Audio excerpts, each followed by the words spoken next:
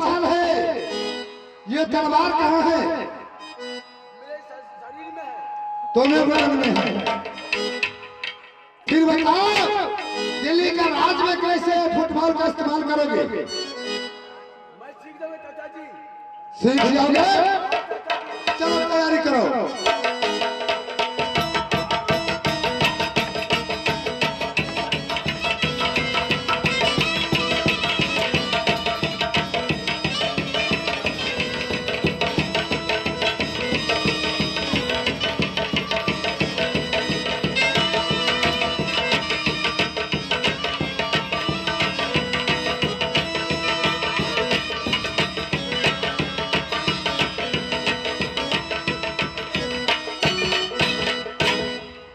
क्या चाचा जी? शेर का बेटा शेर होता है, शेर नहीं होता है। चाचा जी क्यों नहीं?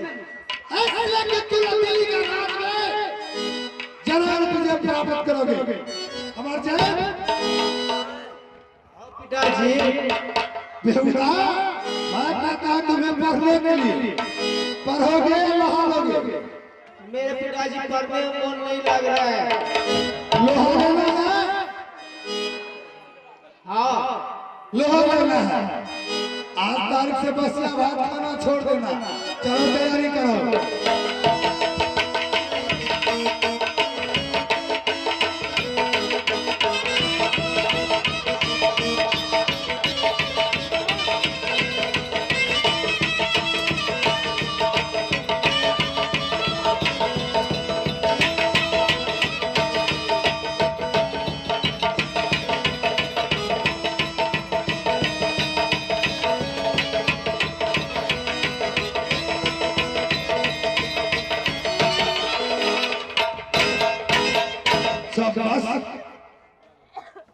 आप लगता है पूरे राजा पृथ्वी चौहान को रंग में प्राय कर सकता है।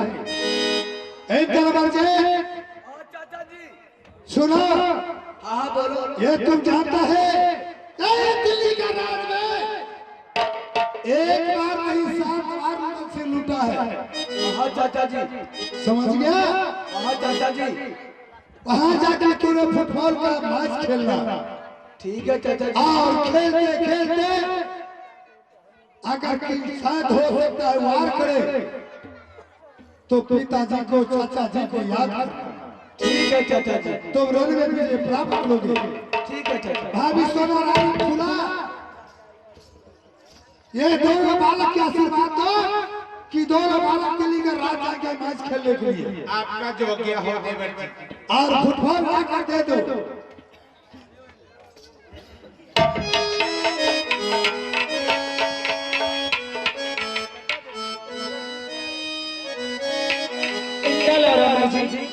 बेटा हाँ हाँ बोलो चाची जी। जाओ फुटबॉल खेलेंगे दीदी।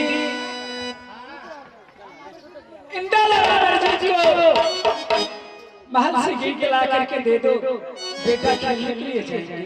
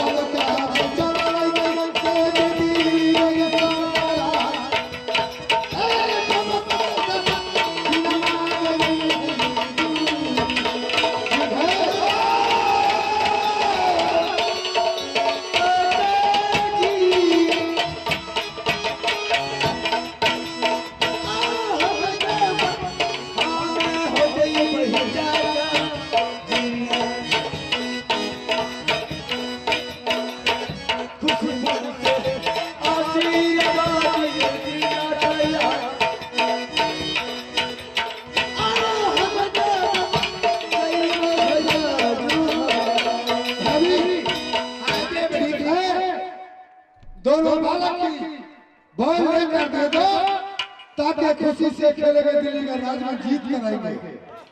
एक बॉल लो बेटे आगे रही है सहाई के आजू दूलरा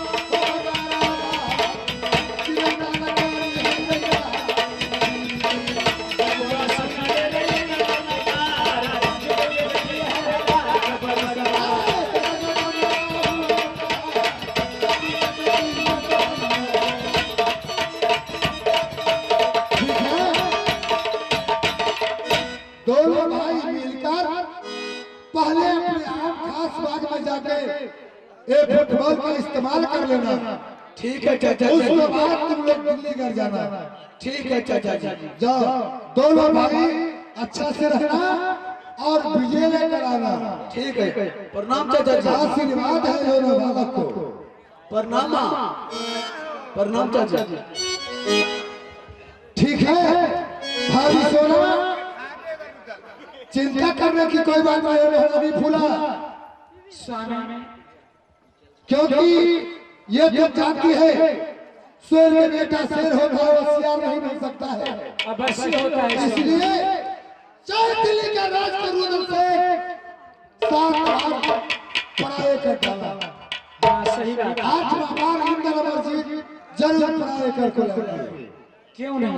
चलो अब महल में आराम करेंगे। चलिए से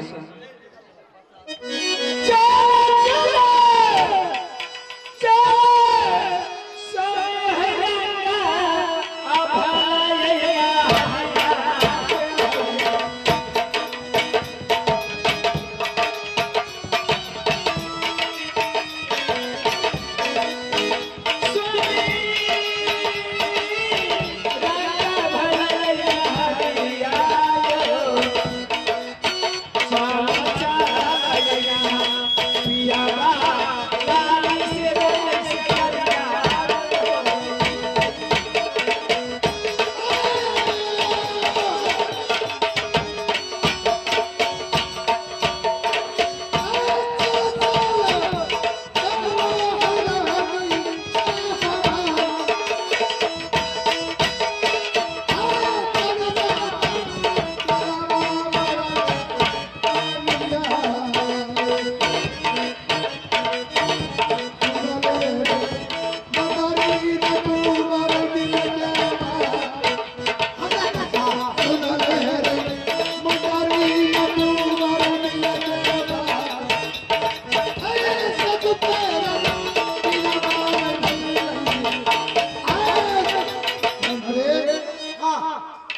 ऐसा नंबर जीत के आपने फुटबॉल